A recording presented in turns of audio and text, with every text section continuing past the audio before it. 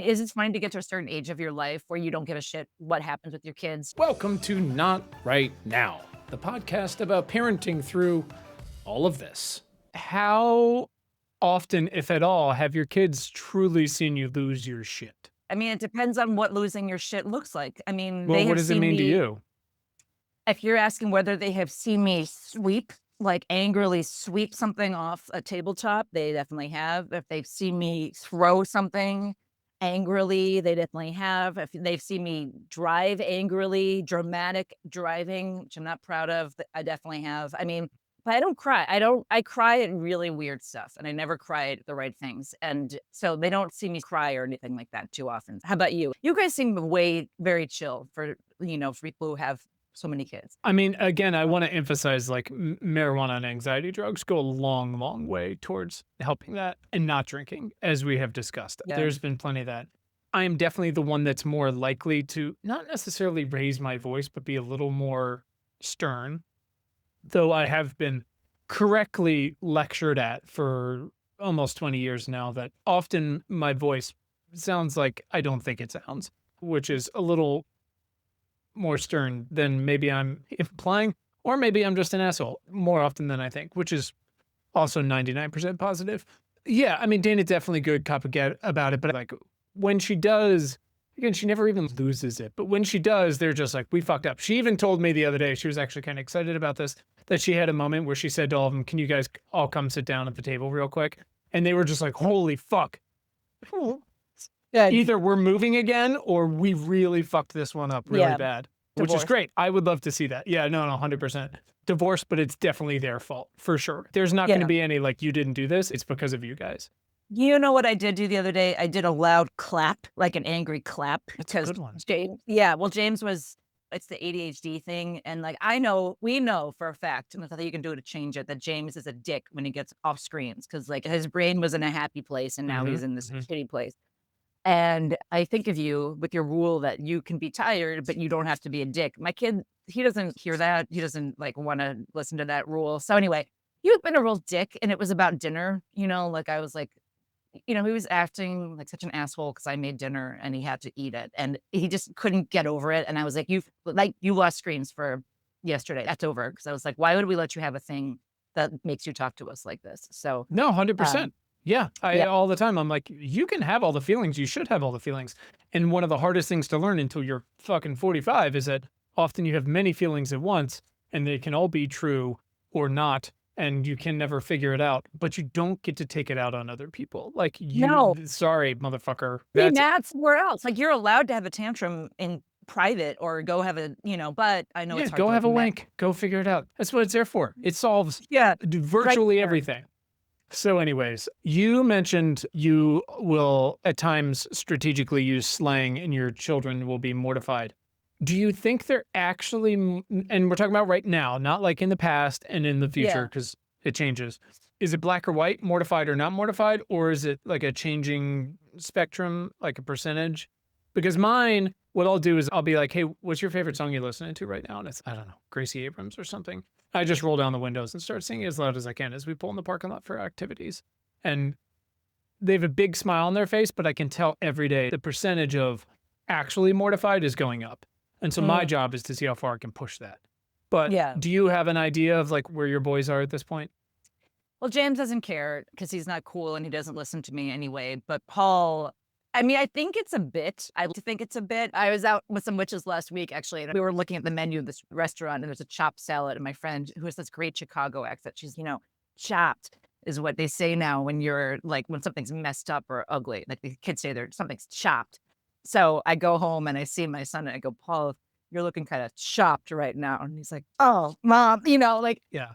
but, like, it's clear that I'm messing with him, and like I said, my friend Christina, she texted me and said aura is, like, the new thing. I guess aura is Riz. I don't Oh care. yeah, I Please gotta don't. use aura. That's right. And Paul knew, I mean, again, I think he knew I was, like, fucking with him because I was like, "Hey, Paul," I was like, "Do you know anyone who has got really good aura?"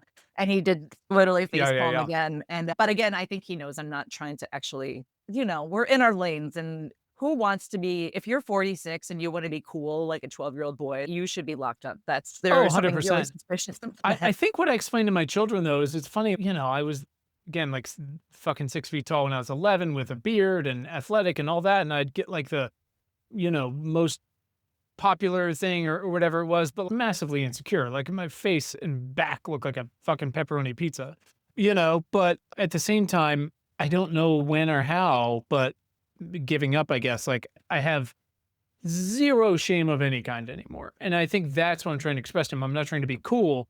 I'm Mm. trying to 10% show them like you don't have to be embarrassed by things and shame, and 90% reveling in it for myself because I've never had Yeah. that, which is just, I'll do anything. I don't care. Yeah. No, I mean, it's interesting because there is so much culture that's crossover, and every now and then when they think something I have is cool, like I'm slightly, I hate to admit it, like I do, like I have some Air Jordans that I got some years ago, and I get compliments on them sometimes, and I got them for sentimental reasons because I had Jordans when I was a kid, and I Sure, you're a watched, Chicago girl. Yeah. yeah, and I watched Last Dance, and I was like, I'm gonna get back into it. So that was kind of fun. Paul told me this is like one of the highest compliments, maybe top 10 of my life. I dropped him off at football a couple summers ago, and I was wearing my Jordans and maybe a leather jacket and my these Ray-Bans. And Paul told me one of his friends asked if I was a baddie, and I was like, I Oh am. shit. Holy fuck. That's It's awesome. it just makes me laugh so much. But yeah, exactly. Like you'll never get better than that. But he's not cool either. So I like to think it's a bit, we'll see Mhm. what happens when he actually starts being less of a kid. He's young for his age. So, I He's young know. for his age. He's young for his grade. Yeah. Yeah. Yeah. I mean, but Yeah. he's Yeah. young for his age. Like you Sure. can compare him to did I tell you that he got invited to a weekend? Yeah, maybe I told you that. He got invited to see the weekend at Soldier Field Oh, and they yeah. said no. Yeah. But his friend brought him a shirt from the show, which I like thought was really sweet and Oh, and that's very thoughtful. cute. I know, like strange things that you think are sweet. But Let me ask you what your, besides just immense pride you had after you were told that you were a baddie. It's incredible. That's incredible. That's fucking awesome for you. thank you. One of my friends, have you seen the kids do this thing, where they make the face and they do the jawline thing? And it's No, to is that imply like like you have the jawline. And I mm, guess at some point one of them was like, they were giggling about something. They're like, "Oh, one of my friends joked that you're a zaddy." And I was like, "Oh, what the fuck is a zaddy?" I assumed it was like a corpse. And they're like, "No, it's like a zesty daddy." And again, it was like 10%. Yeah, I am a fucking zaddy. And mhm. 90%, and this is the thing I still do make myself feel shit about. I was like, I gotta get in shape. Like if there are people calling me a zaddy out there, I gotta pull my fucking life together. I gotta measure up to that, which is not healthy. Enjoy it. I actually just heard that, at least according to one child in St. Louis, I haven't investigated this, that zesty is a new phrase for meaning gay seeming, basically. I'll take that hit. Yeah, I mean, I was on Yeah. a swim team for 30 years. Like Well, I'm it's as just close as it saying, gets. zaddy is not zesty plus daddy. Just so you know, zesty is separate from zaddy. Zaddy is Mhm. like a hot daddy. With all due respect, I'm just saying that. But you won't tell me how tall you are, so I can't tell you for sure whether or not you're his daddy. Great. Okay, so Great. it's Yeah. Thursday in June. What are your kids doing right now? Who's Okay. watching No, them? I really like the way you set this up. At this exact moment, it is 11:50 here, Thursday, June 19th. Kids had been out of school for just over a week, I guess, calendar wise. So it's the first week of camp. Right now, at this moment, they are all at their little camp. Costs like $100 a month. It's preposterous. It's amazing. It's a couple miles down the road, even closer to the little swim practice and stuff. So they're there and they're probably eating fucking chicken fingers right now. So camp is 8:15 to 5. And we could very easily do all day, every day, but they do get a little burnt out. But we've also got their little swim practice, which is like not super mandatory. So we try to do it once or twice a week. And then if they do that in the mornings, then someone's got to take them there. And then when they're done with practice, you got to wait a little bit because then camp will do their sort of secondary drop off pickup window is 12 to 12:30 because otherwise they're all over the place. They're in the fucking river, whatever. So we'll do that, which drives them a little crazy and it drives me a little crazy. And they're annoying about it. And I'm like, it's the middle of a fucking workday. I'm sorry. Like, you're welcome. But that's where they are right now. Their childcare is these wonderful, like, international 19-year-old counselors. And who's doing the pickups and drop-offs? Is that all you and Dana, They're or doing a full day today. I did part of the drop offs because we had to go to a 6 a.m. swim practice first. Dana did the other ones and pickups today. I mean, assuming it's me, but we're back at full strength grandmas for the first time in a little bit. So maybe one of them, possibly. What about you? Where are the boys right now? Right now that it's Juneteenth, so there is no camp today. They are at the park. We have these neighbors who are twin boys who one of them was gonna do a paid research fellowship at Northwestern, but they lost their funding because of Northwestern and the president. Mhm. So he is trying to make some beer money by babysitting. So our boys are obsessed with these twins, and there's one in particular. First of all, they have really good names, Clive and Arthur, which I just think are both like good twin names, kind of like Mhm. exactly the same flavor. But yeah, so they are riding bikes and playing sports with Clive and Arthur today and their best friends, How and it's old are very Clive and Arthur? they are sophomores at University of Illinois, I Okay. believe, Okay. sophomores or juniors, so they're What is big. the relationship here? Like, your boys are considerably younger than these twins. They are their playmates, they're play robots, basically, like, they will play baseball with them for as long as they want. They have a bucket of baseballs that they'll bring by. We are lucky that we live right by a baseball diamond, so they go right over to the playground. But Clive is driving now, so last week, we had 2.5 hours a day of ultimate Frisbee camp, which is like a joke, but, good for them, and so Clive has a car, and is it fine to get to a certain age of your life where you don't give a shit what happens with your kids? I was like, "Take 'em out to lunch. I don't care where you go. Just do whatever. Like, I'll pay you back." And I'm not asking where you're going. There's no car seats, there's anything like that. And then the boys were telling me that Clive curses a lot when he drives, and they were telling me that, like, with the little like, I trying to see how Mhm. scandalized I was, and I just was like, "I'm not caring about that." So there's a lot more freedom this summer. Paul has discovered riding his bike around. He really wants to ride his bike to play it against sports, to sell his sports equipment and get a little cash. But anyway, most of the time they're at sports camp. It costs about $500,000 a summer per child. That's how LA was. Like, it's fucking unreal.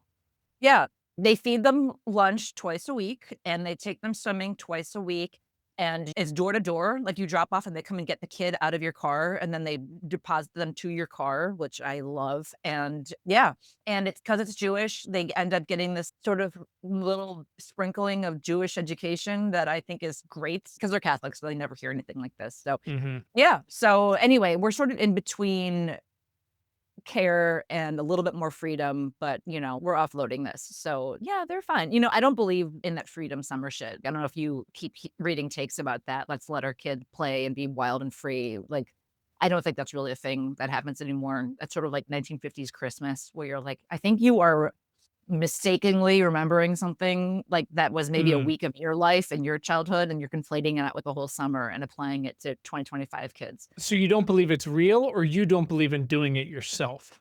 I don't think it's real unless you live in a town that's very safe and and your kids are self-motivating and they, like, can feed them and I'm sure those kids do exist, but I don't know them personally, and, kids get bored just the way grown-ups get bored, so this idea Mhm. of like, it Mhm. reminds me of COVID summer, where, like, "We're gonna just play in the backyard all summer, and it'll be great," and then cut to 2.5 hours of that, and you're like, "Kill me Right. now." Right. Much less every fucking day. Yeah, it's funny. We still have a version of it. Like, they have a lot of friends that do this camp or other. I mean, there's 400 sports camps, but I'm not doing a different thing every week. Cannot do it. Cannot. Don't have it. Wife definitely doesn't have it. If there's something amazing, okay. But this is too easy to do. But their local, the neighborhood pool thing is so big here and their little swim teams and stuff. But their neighborhood pool, like, I might be fabricating some of this, but I feel like when we first got here, I overheard Dana describing their neighborhood pool to a friend as like Stranger Things without the monsters. It's frozen in 1982. Mhm. And it's really is like a safe place. Like, it's Mm, still got diving boards and little concessions where they can buy fucking food and whatever that, and you can just leave them there. If they lived in that neighborhood, they could bike to it and bike home and do whatever. I would definitely let them do that much more if we were in that neighborhood, for sure. I think where I agree that you're probably correct is like this fallacy of that it's a possible thing now. Like, first of all, I think when we were growing up, like, many more moms were just at home mhm. because that's the way some fucking society worked or didn't work. Whereas now, like, everyone works because it's impossible. And so it sounds all great, but like, how long would you leave your kids home alone for together? Good question. How far away am I going? Imagine you're at a fucking office, you're at a Oh my job. god.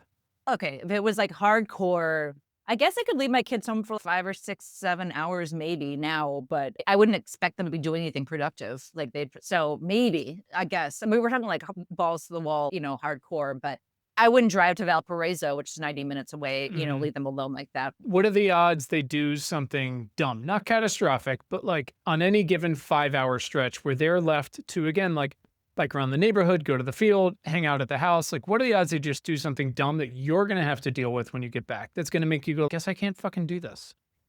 Not dangerous, but Yeah. I mean, no, they're not like that much of a troublemaker. If anything, I'm scared of two things. I'm scared of choking and I'm scared of distracted drivers. And like those are both things that are sort of like out of my control, but at the same time it'd be nice to be on hand to come and help or come and scoop or I don't know, something like that. So if they were like, James didn't chew a grape right and he choked and you are 2 hours away and you can't like get to the hospital or whatever it is. But no, they're not too dumb. Like they're very terrified of the dog getting loose, so they're good about closing the door, Mhm. and yeah, I don't know. How about yours? Were they gonna get in trouble like that? Or, how many guns do you guys have unlocked right now laying around? All of them. It's a fucking Thursday.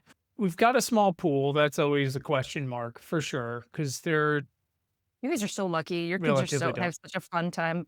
They're very lucky. They're very, Mm. very lucky, and I harp on that all fucking day, Claire. Yeah, I understand what it can sound like some of the time, but the rest of the time, I'm just like, "You motherfuckers better appreciate this shit."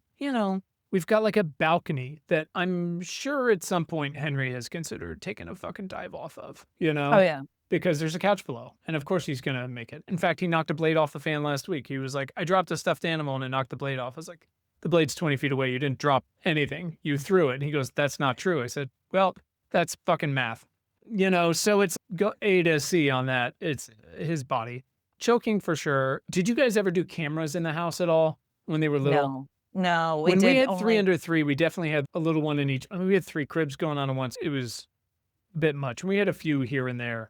It's funny, we've got one that we had put in the basement here that the camera's still there. It hasn't been plugged in. There is no plug for 7 years, something like that. But I know sometimes that they think it's real because I'll see them, they'll put a cup over it. So I don't dissuade them of the idea that I'm watching them.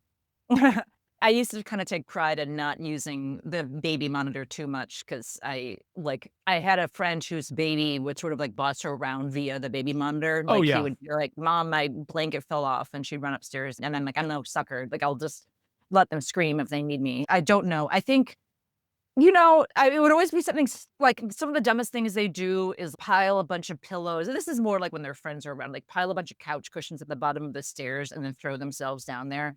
On the one hand, I'm like, well, you're going to get a concussion. But on the other hand, I absolutely did that kind of stuff too. And we're the ones who said you can't have screens. So, Well, you that's know it, what? and No, you I gotta did make this. your fucking bed, and by the way, I'm okay with that. I think I've told you before, like, I'd much rather them break their ankle climbing a tree than getting molested on Roblox, 100%, Yeah. no question.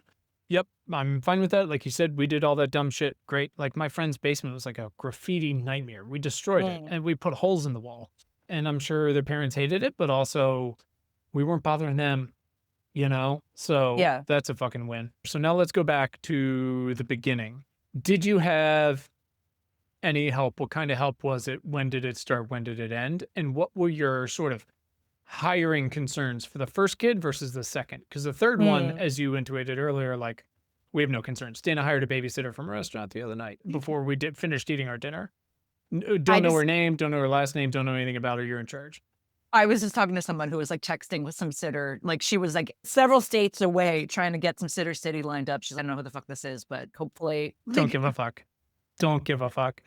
I knew I wanted to work, so being a stay-at-home mom was never a consideration because I enjoyed working. It was kind of part of my identity to work. I worked hard to get my career going, so we knew I would never be a stay-at-home mom, and to me, weirdly, I guess I thought I had this anti-nanny bias because to me, nannies were very fancy and, like, Mhm. for out-of-touch people, and that was just me before I knew anything and before I knew everyone has different choices that are incredibly legitimate, so we were looking at daycares when I was pregnant, and I had no idea what to look for because I wasn't in a daycare when I was a kid. I had no daycare memories. I had no pair, and I went to preschool and otherwise stay-at-home mom. And this one we looked at was around the corner from our house, and I was really excited by how close it was. But then I went in this house. It was a home daycare, and we went to the basement where the babies slept apparently, and it smelled like cigarettes and weed. And I remember thinking this is probably not great, but also I was like, is that like super bougie of me to judge this? And in retrospect, I like kind of laugh at how cool I was trying to be. Like, 'cause I'm like, I think in retrospect, it is okay to not want your children to be in a house that smells like cigarettes and weed, Mhm. even though the kids go to my parents' house, which definitely smells like cigarettes, not weed. And so the second place I checked out was some friends of ours, and they just had a philosophy towards childcare and towards raising their kids that I found attractive. And they were like, we use this home daycare, really like this lady. So I went to meet this woman, and right off the bat, she handed us like packets like of her policies. She talked about her early childhood education experience. She told us about how even if you don't keep your kids in daycare all 5 days, you're paying for all 5 days. And we found that very reassuring that she was like, I'm running a fucking business here. We basically were like, that's it. We're going with her. And so this woman, Diana, she ran an in home daycare. She actually transitioned into a storefront and both kids went there, no questions asked. I remember having issues with it when I was a younger mom, because I guess to me then, daycare had a little bit of there's people who act like daycare is like a baby jail, or like doggy daycare for children. They act like it's this really sad place where children are lined up, in front of the fence and made to labor, and dig ditches and things like that. And it's not like that at all. I think it's, a good one is like preschool for babies, basically. It teaches them to socialize. I think it's good, like good peer pressure. It puts him on a schedule, and by the time my son was ready for preschool, like, there was no doubt he was going in, partially because it was so much less expensive, but yeah, there was no doubt, that he was ready to go, and then we were really sad when we moved on from the daycare. This woman she's from Ghana. She would wear Paul on her back when he had, like, an ear infection. She'd always know before we did that he was sick, like, she'd always see it coming, and it was great. I mean, that was 10 years ago, and obviously things are more expensive. Mhm. Are you willing to say what that cost? Do you have any idea? I don't remember. It was like I can look back on our checks, but it was so expensive. It was so expensive, 10,000 a month. Can that be it? How much does a banana cost, Michael? $5? How much? Like Yeah, yeah, $10. right. It was so fucking It was a expensive. lot of And fucking money. Okay, okay, yeah, right. Well, she was running a uh, business, right? How many kids were there at any given they moment? probably had 3 or 4 little babies and then maybe 8 to 10 like little toddler kids probably. So they had a couple of different rooms and yeah, James is a bad napper, which like in retrospect you're mortified because you're like, why can't you just fucking get with the program? But then like in Right, retrospect, you're like, right. Be "Who- like the other kid. Be what somebody kind else. of, drone would just go to sleep when you're told to? Like, Mhm. At a so stranger's house. Goes against all the stuff. Yeah, I mean, so we were in LA. Dana was in the middle of making a network TV show when we had our first in December. So there was like a natural 3-week break, but then she had to get back to it. We had a night nanny for a little while who was a real lifesaver, partly because Dana had a lot of, PTSD from the whole thing. It was a lot. But then she had to go back to it. Fox, to their credit, I don't know who convinced them because I'm sure it wasn't of their own accord. They backed up a little trailer to the studio in LA, which was about an hour from her house, so that she could go and nurse him and he could nap there. But there wasn't any option of him really being home. Like our home was up in the hills, which is a huge pain in the ass to get to. And where they were shooting the show and also her writing room were on the same lot, the Fox lot. It was like legit hour away. And so, yes, I guess the option could have been we could have done formula all the time. And we did do a lot, but she was also like you, she's like, well, I have to work, but also I want to work. I've worked so hard to make this show. And that, they eventually ended up canceling it anyways. But she was like, but I also want to see the kid. And it's an hour apart, LA traffic, nightmare, all this. She's like, I got to pump all of this and that. So that was helpful. It was chaotic. What was insane was every night there were TV hours. It was fucking crazy. But so every night, basically, I would get there at about 4-ish. And then she'd feed him or give me some milk for a bottle that I'd carry in a cooler. God, I'm trying to piece it together here. mm, And I would put him in the car because he had, we were pretty structured. So he had a pretty strict bedtime, 6, something like that. So we had to do the whole routine, reverse engineering from that. But you don't want to drive across Los Angeles at 5 o'clock. Like it was a nightmare. He screamed the whole way, every time, which is understandable. I never knew how long it was going to take. There was nothing you could do to get him to calm down.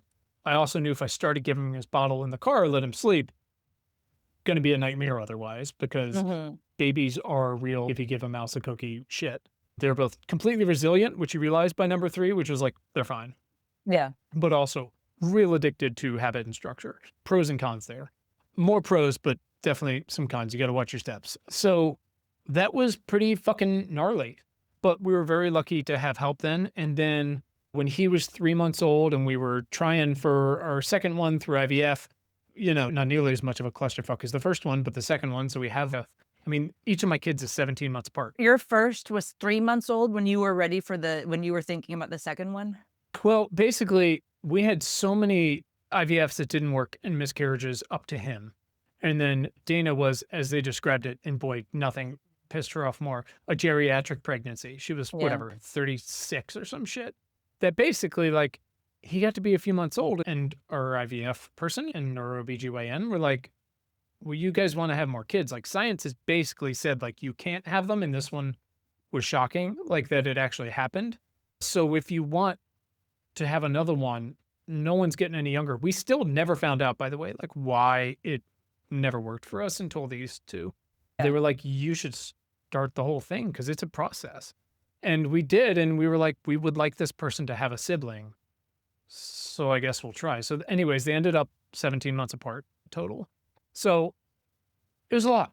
I mean, I knew that mathematically, but I cannot oh god, I cannot imagine, like Yeah, it's fucking Okay. brutal. And people have them closer, but often naturally or by accident or whatever, we had to. And then, I think I've said before, of course, the third one was a complete accident while she was breastfeeding, which sure, why not? Fucking like $400,000 of IVF later, have Just sex one relax. time while I'm heading to a Mhm. softball game. You're the one who's trying to have sex after you have kids, like a show off, so, Yeah, go fuck yourself. Oh God. And yeah, it's funny. You just said like the code word that I swear to God that used to make us so angry. The whole like, just relax, have a glass of wine and it'll work. yeah, And you're just like, yeah, yeah. nothing makes you want to set other people on fire than hearing that. So when he was 3 months old, again, she was back to work on something else. And I had just pivoted my career and was working towards doing more TV stuff and some investing in political and philanthropic stuff. So I definitely could have taken more hours and time, but one, if I didn't get my shit together, then it would have been hard to figure out when to do it. And the way stupid Hollywood works is if something comes along, you basically just have to say yes. I mean, that's now, God knows. But then that was the deal. I ended up saying no to a very specific job that I did audition for a lot because the hours were crazy. They were like, well, we get there at 10 a.m. and we leave at 11 p.m. And I was like, we just spent all of our money and all the things to make it. And we're trying to make I have to literally give my wife shots. So that was a bit of a pivot. But we hired this woman. And it's funny, I have a little dumb journal entry that pops up every year, like on this day. And it was like, oh, we just hired this new woman. Hopefully she's great. Mhm. She ends up being with us for 10 years. Moved around LA. She who wasn't with us, but we moved around LA. She would come. COVID, she came for a little bit here and there. We had 303, and then that becomes 304 and 5. It required a lot of help. And so that was a lot. It was really expensive. It was increasingly expensive, but at the same time, for her, LA was getting prohibitively expensive as well. She's now about 60, something like that. She's worked for her. I owe her everything, would have given her everything, but it was a lot, but there was no way for both of us to work in a very uncertain industry, especially me trying to, start over basically and do that, especially with 3 and different schedules and all that shit. It was impossible. So paid her a lot, but it was totally worth it. She was great. And then we started to there was this program like we were like, there, daycare was impossible. Even if you could afford it, which most people couldn't even then 10 years ago, you're not getting in. And there weren't that many to start with. But a couple of, I think they were like former kindergarten teachers, started this thing called Portable Classroom. I think it was Mm. called. And it was for 2-year-olds. And it was like twice a week. And someone would have it it was like a group of 8 kids. Someone would have it at their house. And like you'd friend of friends and their kids in the same range. And 2 totally qualified kindergarten teachers would run it. But like you're saying, it was emotional intelligence. It was, like you said, peer pressure for 2-year-olds, learning to be on a schedule, like learning to you realize they don't actually know how to play with each other, and they can't Mhm. even learn how to do that for a while, but they learn how to play next to each other and stuff like Yeah. that was really important. And again, it was only like 3 hours twice a week or 3 times a week, but that was really helpful, and it gave us a little preview of what school would eventually be like. So all of our kids ended up doing that, and then when we looked at preschools, it was fucking brutal. We were trying to figure out where to live in LA too. And, we'd go and visit these schools that were so expensive and they seemed great. And then they'd say things like, and this is how by, the time they're in the 5-year-old program, they'll have set up these foundations for college. And I was like, I just Yeah. want them rolling in the fucking mud. I don't, Right. But are you I can't do susceptible it. to that peer pressure? Because it can be No, so, your I, higher self. I am definitely not. And I think my experience out there, for better or worse, almost became like antagonistic towards it, Mm. which was, again, partly definitely driven by insecurities and partly just, you gotta be fucking kidding me. But I knew it was the same in New York and all these other places too. Yeah, It's yeah. it's crazy. But I was like, we're not doing it. We happened to find the most wonderful little preschool. It really was like a pile of dirt and these Mhm. wonderful people who ran it. And there were probably 12 to 15 kids at each age level, I think Mhm. what 3, 4, 5. And that's it. There weren't multiple classes. And it was mostly outside. And I mean, it's, next to a highway, but everything is. But it was really like dirt and rolling around and emotional intelligence. These people that ran it were amazing and we were so thankful for them. Again, at one point, all three were there and we were like, how soon do they go to public school? Yeah. And, you know, you mentioned this and we definitely but at the time had friends who were like, my kid's going to go to kindergarten because I can't afford this anymore. They're going to Mhm. be the youngest one in their class because that's just not an option for us. We have to start school now, which is totally fair out there for sure. I have a friend who she and I went to college together. We got married within a few weeks of each other. We've had both of our kids within a few weeks of each other. So we've been through all these milestones together, but we had a real come to Jesus because Paul, our older one, like it is just his personality. It is so much personality. But I was like, he's ready for preschool. Like he's not scared of people. He rolls with things. He eats. And she felt really strongly that kids should be like redshirted, as they say, that Mhm. it's, there's more successful outcomes for kids being the biggest in their class. So to this day, her son is a couple weeks older than Paul, but a year behind him in school. And Paul's younger than her son, but older than him. And, he's going to be in Mhm. eighth grade. And at the moment, I remember feeling like offended by her because she was like, this is objectively, the science shows this. And I was like, well, my kid is just, I'm not keeping him daycare just for, and Yeah. it was the right move. Like it worked out. There'd be, for a couple of years, I'd ask the teachers, like, "Here's your pulse. He's fine." Yeah, they're like teachers would ask me surprised that I asked, basically. But Right. yeah, just was so ready. Oh, the daycare pickup. I hated that stuff. I don't know how to describe it. Like why there's something not like school is that much better, but there's something about the car seat of it all and the shoes and the bottle and the kid being mad at you that you came, and the traffic and the weather, and Yeah. I don't miss that part at all. I am a real weirdo in that, like, I really fucking love babies and little kids and all the shit that comes with it. And so I really enjoyed seeing them in their shit and all the different stuff and all that.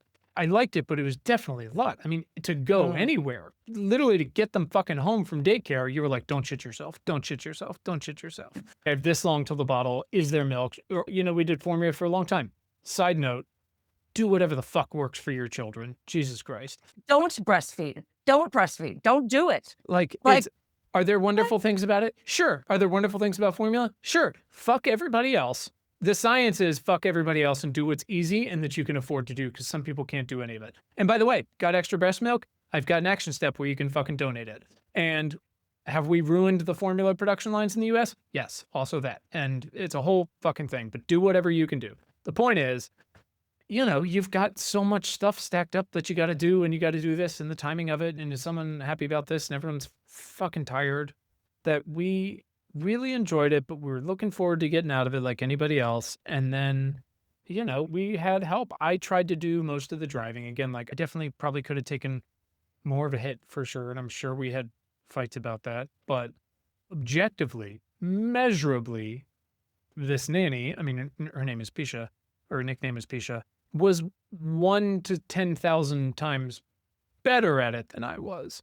So there's also that where it's like, I just work for her. Like, I'm just Yeah. the physical labor here, So it was a lot. We paid for a lot. after paying a lot to get our kids. Probably paid a little less for that school than some of these other ridiculous ones with 1,000 kids getting ready for college. It did end up being a little closer to home, but in LA, that almost doesn't matter because it's either a really long way or a long way, no matter how far away it actually is in distance. It was tight for times, for sure, but I wouldn't trade it. I probably wouldn't do it differently, but yeah, it was a lot. It was a lot, Mm. but I don't know how we could have done it and, you know, facilitated Dana working as much as she did and wanted to, Mhm. you Was know? there anybody in your family who I mean, I know Dana's career was really established, and obviously it's not the kind of thing you could just walk away from, but was there anyone in your family who had feelings about having a stay-at-home parent or thought that was ideal? I don't know if you guys grew up with a No, I mean, stay-at-home parent. my mom was a kindergarten teacher until shortly before I was born, I think. And then she was stay at home for the rest of the time, driving fucking kids everywhere, you know? Yeah. I think she had a little and she eventually went back to teaching and then she teaches kids yoga and it's wonderful and she loves that. But, you know, she was also the second of 9 kids and basically raised the last 3 kids in her family too, so she had a lot of experience with that as well. So I think it was less hard and more just it was a lot. It's 4 fucking kids spread over 10 years and a lot to do. I was very lucky I had both sets of grandparents in town after I was about 10. And we were lucky. I mean, my mom was 3,000 miles away when our kids were younger, obviously. She was here. She would come out and visit. My mother-in-law was out there and she lived a little further away for a lot of it. And, you know, not everyone is into babies and little kids. She's wonderful, but she was definitely more of a I can hang with each one-on-one for a period of time and was Mhm. great about that. But more than one was like, yeah, it's a lot for fucking anybody. So, yeah, look, we've been very lucky to have a lot of help. It's a nightmare out there for everyone at this point. Mhm. You know, it really is. And by the way, that includes people who actively want to work in child care or child education of any kind. It is a nightmare for them too, everywhere. So I'm extra thankful knowing that, you know, the macro reality. But yeah, we were super lucky. And Mm. that's, by the way, getting all the way to this camp that my kids are at now for whatever, $100 a week. I'll look up exactly how much it is, but it's not much more than that. They started, our oldest started when he was 6, and we were like, guess what? You're there all day. That's the deal. Mhm. That's your babysitter, bud. I don't know Yeah. what to tell you, man. We're very lucky to get into it. It sells out in the first 5 minutes for the whole Mhm. summer, and that's what we got. Yeah, you are lucky to get into it. I don't know about your town, but here it's like a big, everyone get ready the night before, get the website up, Oh, yeah. get your credit card 2 going, like screens set your and alarm. And I was just talking to a friend yesterday who she didn't ask, but I gave her my opinion on like what perfect. what went wrong because her daughter's in this camp that she wanted to get into. And of course she's getting bullied horribly by her best friend because girls are. And I was like, the problem is that all these moms get together in their chat, like right before camp sign up and start comparing notes about what camp. So Quinn won't do blank camp, or he refuses, or Claire hates this Mhm, camp because she won't mhm. go. And I'm like, why are you comparing notes and asking your kids' opinions? Like, just sign up and send them. Like, when they start negotiating and having their input is like when, I mean, easy for me to say, of course, like, because No, my, and I understand at some point they're really into something and they really wanna do it, which may prohibit them from doing something they might even tolerate or like doing. When they start to hate things, it is what it is.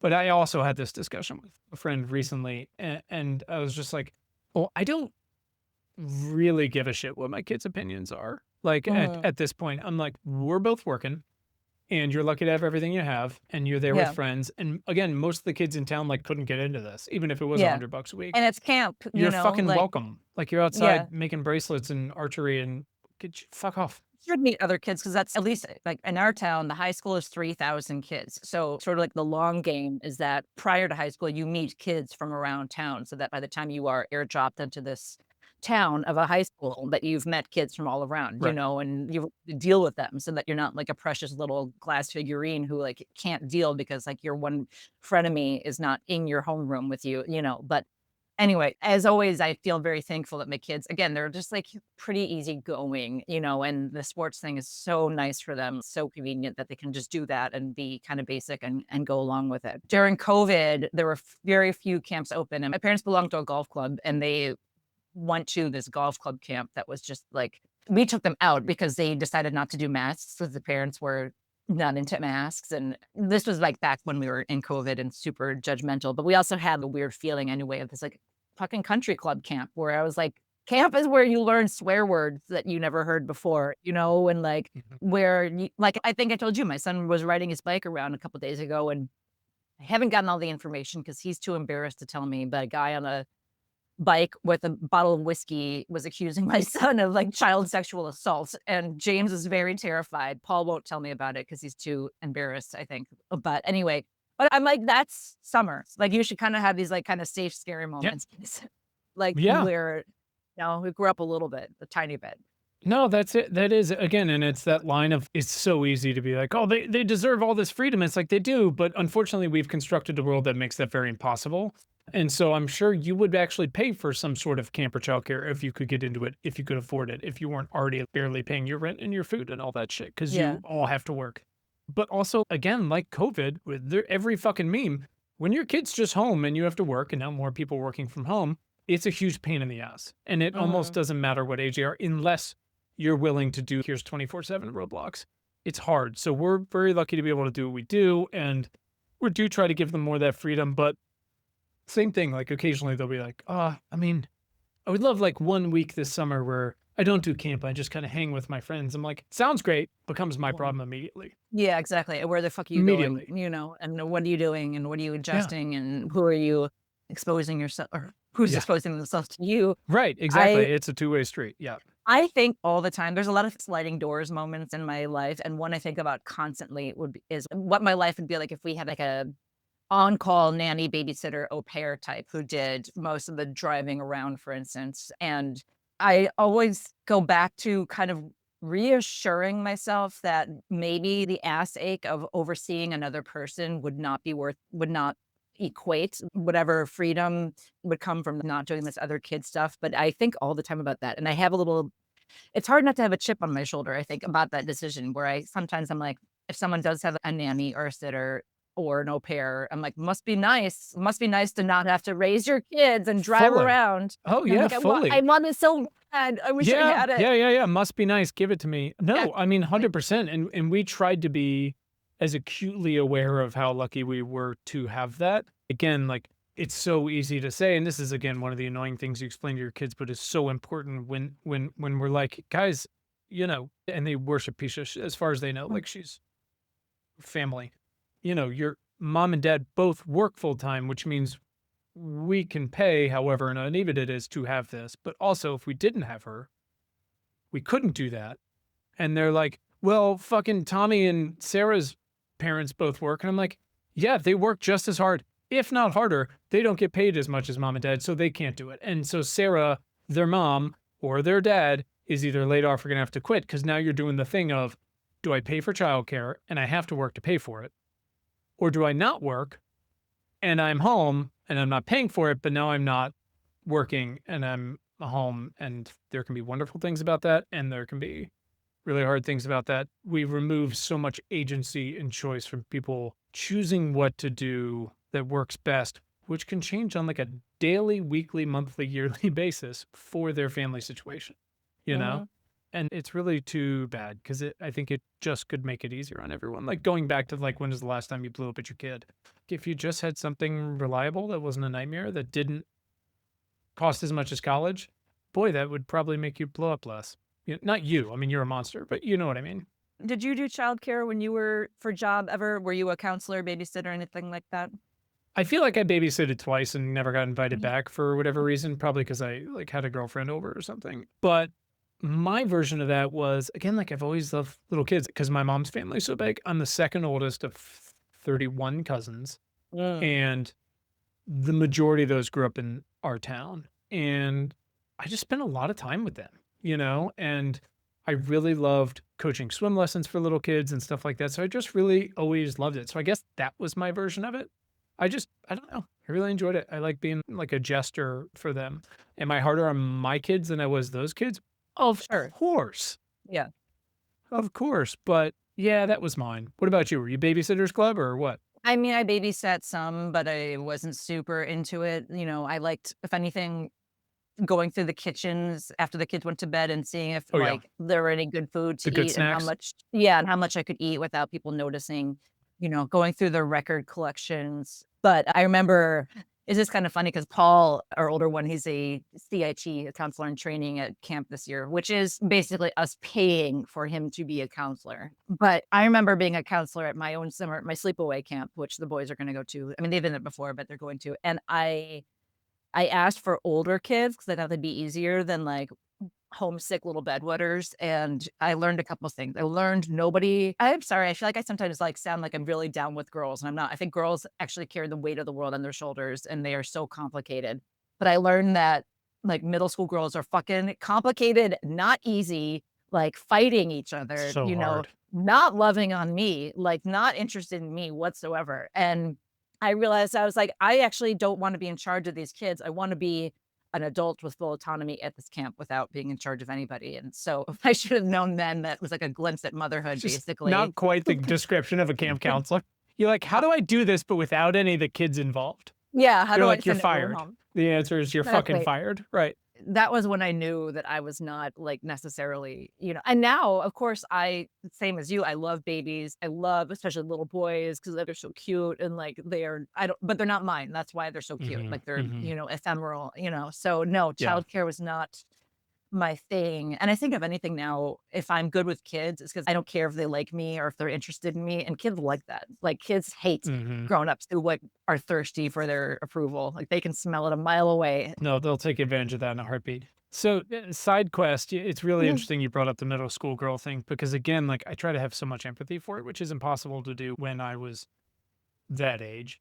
But, my oldest came home recently and he was talking about, he grew up around all these wonderful girls and he was talking about, he was like, there's a couple that are still really nice to me one on one, but in groups, Mm, he's like, it's crazy. And again, not having directly gone through it myself, but trying to speak to it a little bit as much as I can.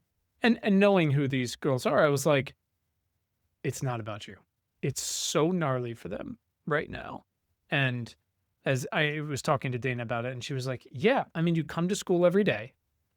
You don't know who's mad at you and who's not, and for what reasons. Now you're like left out of text message threads, or you're removed from ones, or someone's having them or not, or there's sleepovers. She's like, it's awful.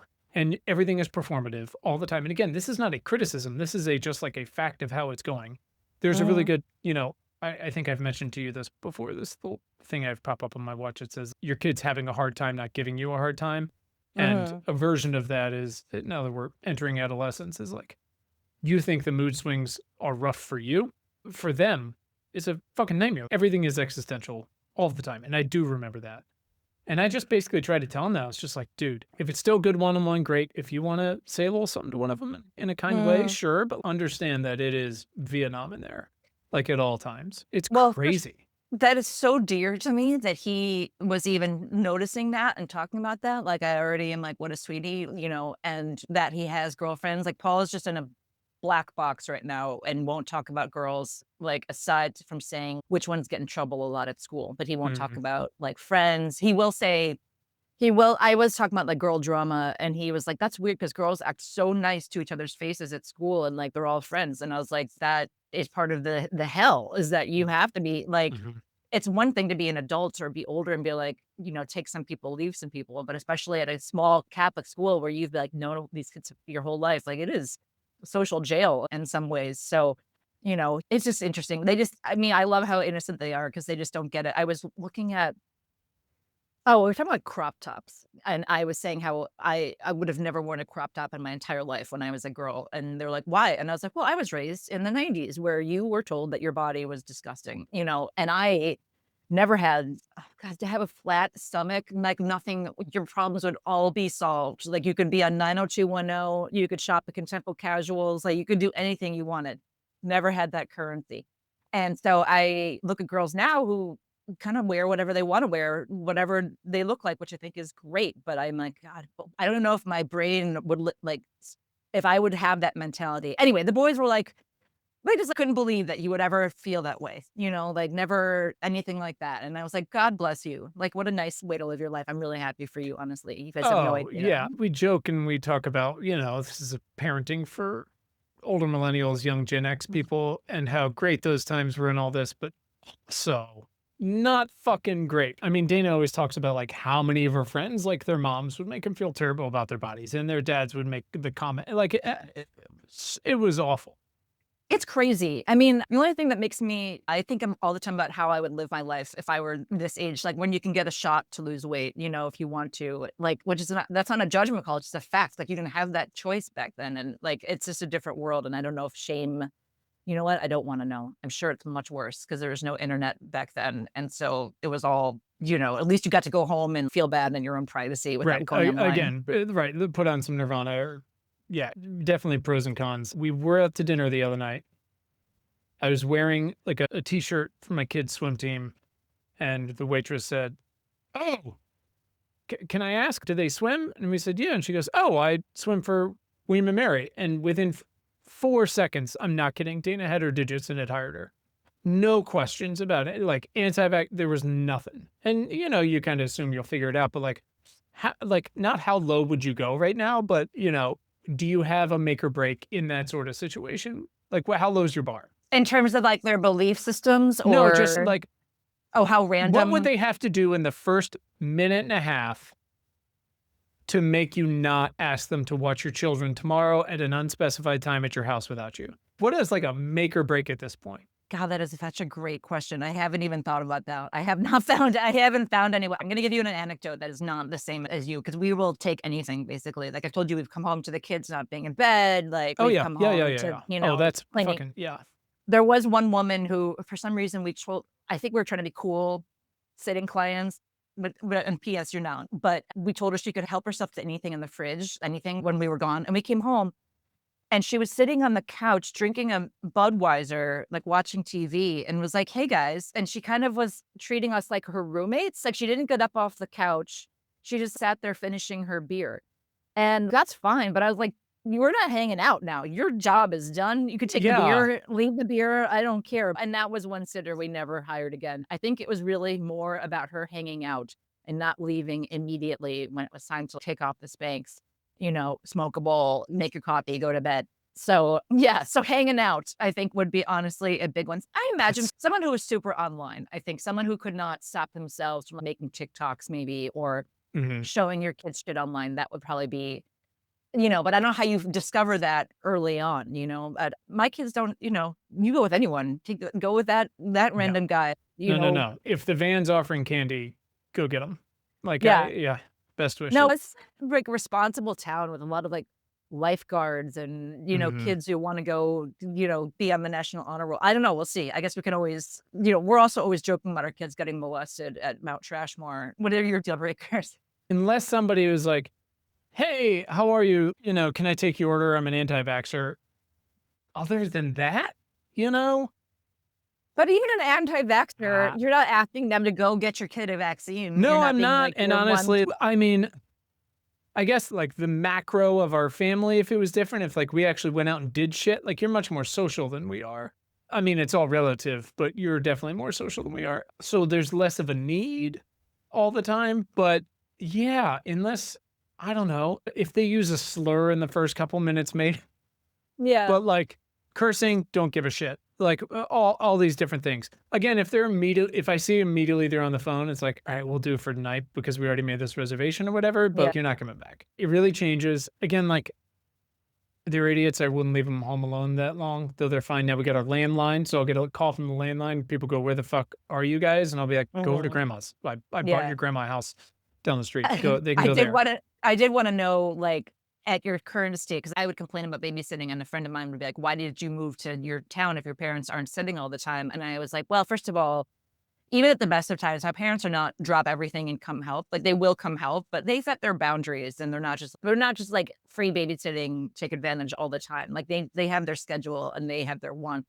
But then as they've gotten older, they've kinda they've lost confidence, and they've lost a step. So, like, Mhm. they got really anxious about dropping them off at school or picking up at school because what if we were at the wrong place and the kids don't know where to find us and things like that, and coming over to babysit and asking all the time what they're gonna have for dinner or what time they're gonna go to bed, and you're like, "Okay, you know what? Like, you're free, but you're not really free," and my parents go to bed early, so there's Mhm. no staying out late, so at a certain point, they kinda got phased out aside from, like, a breakfast date because it's just like, "You guys are Like, it's almost like my kids are watching you more than anything else at this Mhm. point. Like, Mhm.